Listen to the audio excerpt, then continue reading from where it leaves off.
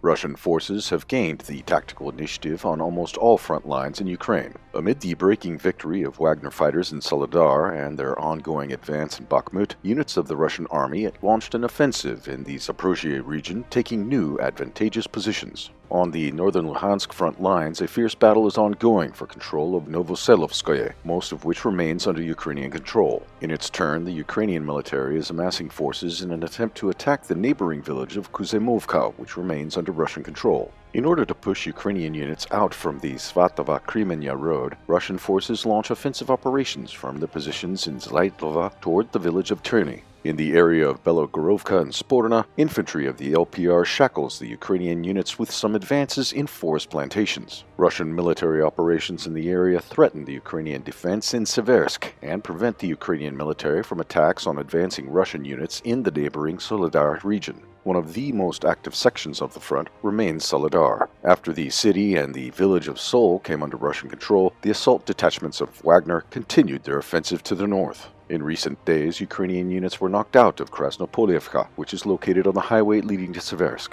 The further Russian assault on Razdelovka and Vesle continues. Between Soledar and Bakhmut, fighting is ongoing near Blagnodatny, Krasnaya Gora, and the Stupa district. In Bakhmut, street battles continue in the areas of the meat processing plant, Zabakhmutka, and dams. South of Bakhmut, after the liberation of Klishchiivka, Wagner assault units have already taken a number of Ukrainian strongholds on the way to Ivanaska. On January 22nd, Wagner forces shot down a Ukrainian Mi-8 helicopter over the village of Kromova. As a result, the aircraft crashed at the Bakhmut railway station. On the Donetsk front lines, Russian troops continue offensive operations near the village of Pobeda. In Mariinka, Ukrainian forces are attempting to counterattack. Russian artillery is heavily shelling their positions in the western part of the city. In the Zaporozhye region, the Russian army went on the offensive along almost the entire front line. The village of Lovkoye has come under Russian control, and the mop-up operations are ongoing in the settlements along the road leading to Orekov.